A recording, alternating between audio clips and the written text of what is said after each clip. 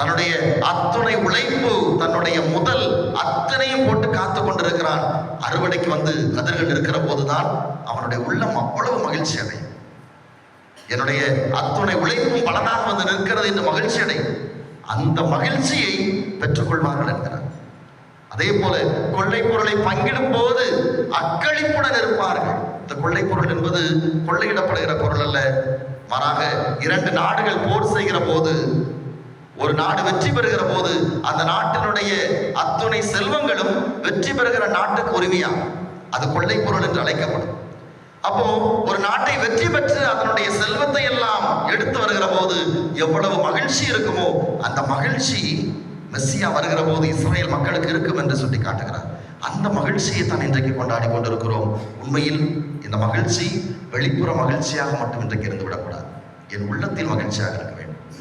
வெறுமனே வெளிப்புற